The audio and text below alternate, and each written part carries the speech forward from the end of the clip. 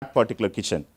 And they have a mission that they should serve 5 million meals by 2020. So currently they are about 1.4 million, and they want to triple it or more than triple the number of meals they serve every day.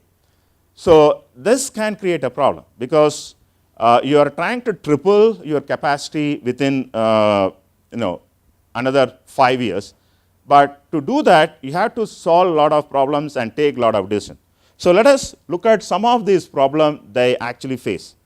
As of now, they have two types of kitchens. There is something called centralized kitchen, where the meal is prepared for all the schools in and around that area. So for example, from the Vasantapura kitchen, they serve about 650 schools, and about 87,000 children are served from that particular school. They have a highly automated kitchen, and it will cost them several crores if they want to build another kitchen. So we are not looking for a solution like why don't you have another kitchen, but that will cost you a lot of money. Okay, even if you have land, then you have to spend some 8 to 10 crore to come up with a centralized kitchen. And so it's not a solution, right? I mean, it's a solution, but it's not a very cost-effective solution. And yeah, they have to go and hunt for funds to start a new centralized kitchen. So we are looking at solutions which are cost-effective, and it will also allow them to increase the capacity, right? Now, they have a lot of key performance indicators. In quality terms, it is critical to quality. The first one, or the most important one, is cooking to consumption time, right? Cooking to consumption time should be ideally within 6 hours. Why? Because the food taste can change, right? And you don't want to serve a food which is prepared more than 6 hours before, because the microorganism can grow, so it can actually change the taste of the food. So this is one of their requirement. The next is food should be delivered before 12 noon, because most schools, the lunch time is between 12 noon and 1 o'clock, and you don't want hungry children waiting for the food to arrive, right?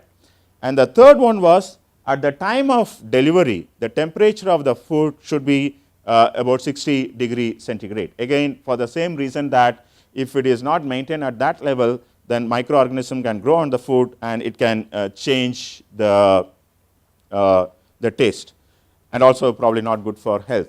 And finally, you have to maintain the nutrition value. Okay? Now, if I take these 4 as the requirement or the key performance indicators, and if they want to expand, what problems do you see? What kind of problem they are likely to face? What kind of decisions they may have to take? Can somebody come up with an idea? One of the main problems that I see is sourcing of vegetables or the quality of vegetables. Why? Why? That is extremely important when you want to maintain the consistent taste Okay. and quality. Okay. And sorting through a good vegetable versus the bad one. Okay. Second is the transportation of the food to the schools, where the time for delivery might not be the same every time. Okay. So let us pick from the first point he mentioned. It's procurement, right? The vegetables procurement. Now, a major problem they have with procurement is the quality and also the price. Now remember, this is NGO, right? And they work on very stringent budget, and approximately we are talking about 7 rupee 50 paise per meal, right? If you look at potato price, it can range from anywhere between 6 to 60 rupees, right? Oil price can fluctuate highly, and they don't use onion, but suppose let us say there's an onion price can be anywhere between again 10 rupees to 100 rupees. So there is a lot of fluctuation which happens, right? But you have a fixed budget. You have a target budget. This is how much the meal should cost. And they get about 50% subsidy from the government, and remaining 50% is generated from donors. And there's a lot of donor fatigue. They can't just go and tell the donor that the vegetable price has gone up, so give us some more, which may not work, right? So under this condition, they have to take a lot of decisions. One is, if I have to maintain certain nutrition value, right, depending on the price fluctuation, whether I can come up with a combination of vegetable or basket of vegetable which will maintain the price at the same level, at the same time I can maintain the nutrition value, right. Now that is probably possible, but then associated with this problem is something else, which is taste, right. So when potato price increased, and there was an incident where the potato price was going up, they thought, okay, why can't we replace potato with soya bean, right. So they replaced soya bean, and then they found that there was a lot of wastage, because these children come from rural areas and they have not seen soya bean. But looking at the piece and the texture, they thought it's some non-vegetarian. And imagine it's like non-vegetarian in sambar, right? So it's a non-veg sambar kind of thing. So the children did not eat, thinking that it's some non-vegetarian item, so there were a lot of wastage. So now, even though you have a solution, it actually creates some other solution. You have to go and solve that, right? So you come up with a decision. So these are something called inventive problems, where in an inventive problem, when you try to solve a problem, the solution itself can generate other problems, right? So in fact, they have to go and train the parents and children and educate them that it's not a non-veg, it's a very highly nutritious vegetarian item, so you can actually have it. So and that was one of those problems, but there were a large number of problems. So he also talked about delivery time. Now you have to deliver before 12 noon. Imagine traveling in Bangalore roads, you don't even know how long it is going to take to cross 1 kilometer. And the furthest school from that kitchen was about 40 kilometers, right? And you have to ensure that the food is delivered every day before 12 noon, right? And associated with this is, I talked about 650 schools, and they have about 35 vehicles. So few vehicles are kept as standby, as a in case if any vehicle breaks down, they need one more vehicle to actually go and replace that. So if you take approximately each vehicle has to supply to 20 schools, we are talking about a problem which is, in classical terms, a traveling salesman problem with 20 factorial solution, right? Now, why is it important for them to solve? Because again, the cost. If you take, suboptimal route, you'll be spending a lot of money on fuel, right? So that is going to increase your cost per meal. So it is important for them to solve this. But then solving a 20 factorial, problem is not easy. Why it's not easy? If you use a computer, and if you can evaluate or actually check 1 million routes per second, it will take only about 77,146 years to exhaustively search all possible 20 factorial routes, right? So this is a kind of big data problem for you. So one of my colleague, Professor Mahadevan, he actually developed a model for them to solve this, come up with the optimal route. So you use segmentation, clustering, and then within that you have to come up with innovative algorithm to actually come up with the vehicle routing problem, right? So we are looking at a lot of problems associated with, in this case, large number of decisions, large number of analytics is used to solve each of these problems. So they use a lot of Six Sigma tools and also small initiatives like Kaizens and all that. So to go back to that issue of vegetable, quality of vegetable, they have introduced ISO standards for all vegetables, right? But one problem is that most of the workers have not gone to school. They are mostly illiterate, right? So how are you going to teach them Six Sigma concepts, right? So how can they actually differentiate a good vegetable from bad vegetable? So this is where the so-called data visualization is helpful. So you create a picture like this, and then by just looking at the picture and comparing the potato sample they get, they can say, whether it is good or bad. If it is bad, what is causing that? What is the reason behind that bad potato? So you can actually differentiate whether it is rotting, whether it is a fungal infection and all that. So we looked at two major problems for them. One is to maintain cooking to consume time within 6 hours and food delivery before 12 noon, right? So when you try to do cooking to consumption time, you have to maintain within 6 hours. There are a lot of other issues play a role, right? Now, if you have to deliver by 12 noon, you cannot complete the cooking before 6 a.m. in the morning, because if you finish at 5:30, then your cooking to consumption time will be more than 6 hours, which is unacceptable, right? And also, if you push the cooking, let us say, okay, I can't finish before 6 a.m., can I finish at 9 a.m.? But then it creates another problem. If you finish the cooking at 9 a.m., right, can you actually deliver to all these 650 schools before 12 noon, right? So we took this problem and used different types of techniques. And one of the solutions which we are looking for is, when is the optimal time to start? Okay, that is one. And we used simple argument to come up with that, and also whether I can use other techniques to reduce the cooking to consumption time, right? So there are a lot of Six Sigma and Lean were used. So for example, they used to cut vegetables. The cooks come first, cut vegetables, and then start their cooking, right? So if you can cut vegetable the previous day, you can avoid that time. So the cooks also can come at a later time. And in process, you'll find like they were using cold water to cook, in the sense that first the water has to boil, and then put dal if you want to prepare sambar. So instead of, if you can actually use hot water, so you have a separate pipe for hot water, and you start using hot water from the beginning in the process, that will reduce your cooking to consumption time. So we are looking at generating large number of solutions to solve. I'll just skip this.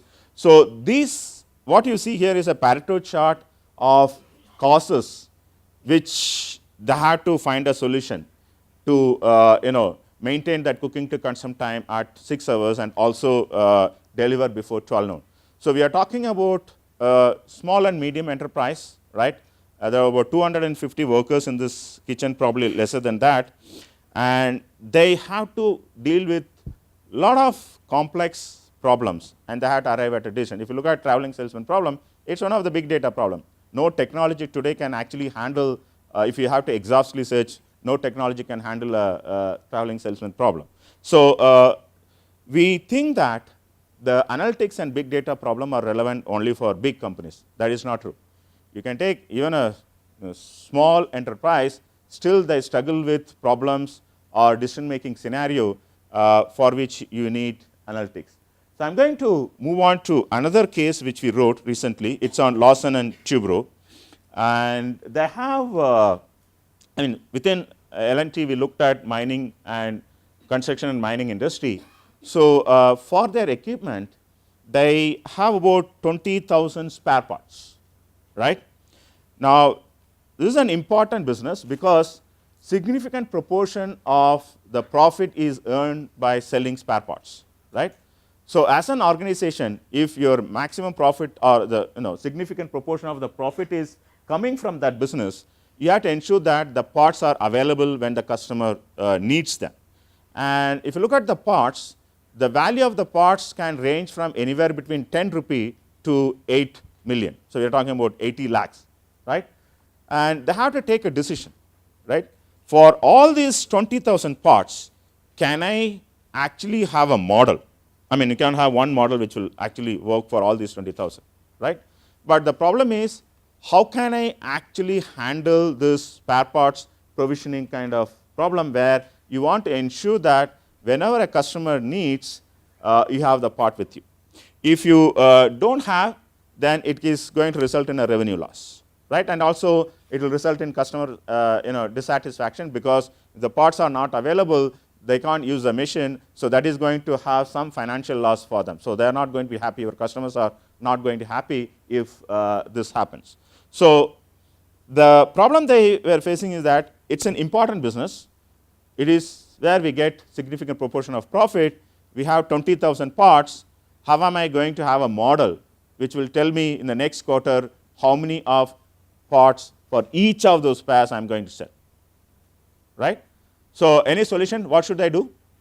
How this can be handled?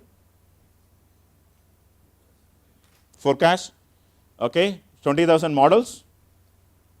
Can you imagine that maintaining 20,000 models, Walmart sells about 500,000 SKUs. Do you think they should have 500,000 models?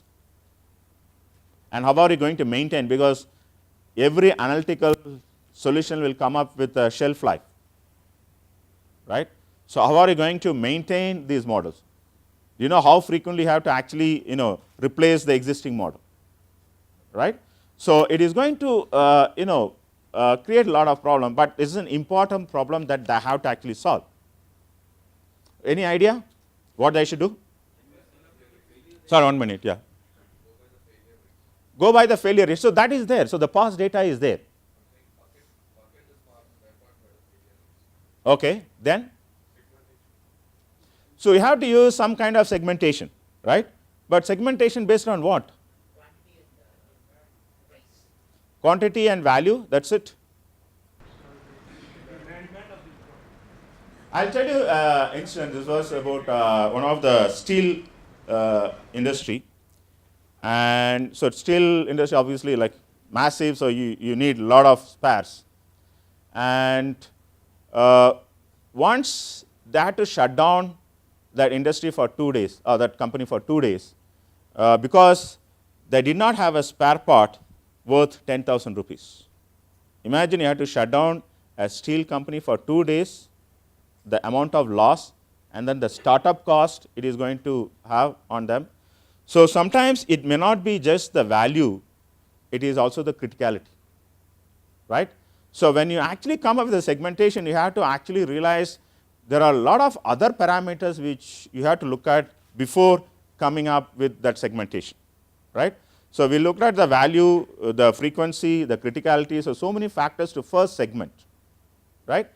And before you even start, you know that you don't have to have 20,000 models, simply because many of these parts can be purchased from the market, right? You go to the market, it is available. So you don't unnecessarily maintain that with you, because it costs the space and money, right? But if it is critical, and if you are the only supplier, and you should ensure that you have the part at least say 90% of the times or 95% of the times. Now, if you understock, there is a loss. If you overstock, there is a loss. So how do you come up with accurate forecasting model for those items which you believe is very, very critical for your customer as well as for you from a revenue perspective? So we actually reduce the 20,000 to about few hundreds, and for those few hundreds we developed models. Now what you realize is that there are very highly mathematical models like Arima, Arch, Gauss and all that, and simple models like you can look at moving average.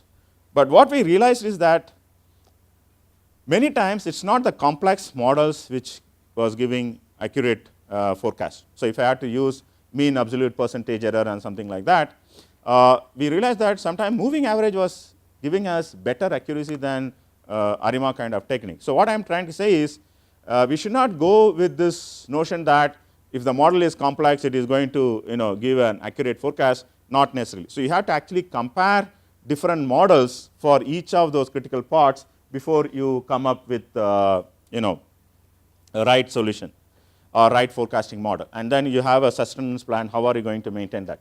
So the next case is about Madurai Avin Milk Dairy. I'll go through this. We are running out of time. So their problem was that their market share was actually going down from year on year. So about 12 years back, their market share was about 90%, and 2010-11 it was about 62%. So they lost almost 30% market share within 10-year period because of competition, because of many reasons. So now the question is how they can actually gain the market share. Now interesting thing is that they are losing market share in spite of the fact that they, if you look at the pricing of the milk they sell, it was about 22 rupees, whereas all the private players were selling at 31 rupees. So even though price-wise they're highly competitive, still it was losing a lot of market for many reasons. So we analyzed this problem and came up with a solution to this. We used integer programming to solve this problem. We also looked at some of the problems in airlines. So this map, what you see is kind of spot map taken at some point of time. So this is the number of flights which are flying over European sky. Now, what the airlines would like to know is, if I have, let us say, every day I have 1,000 flights, right? Can I predict how many of my passengers are going to miss the flight, connecting flight, right?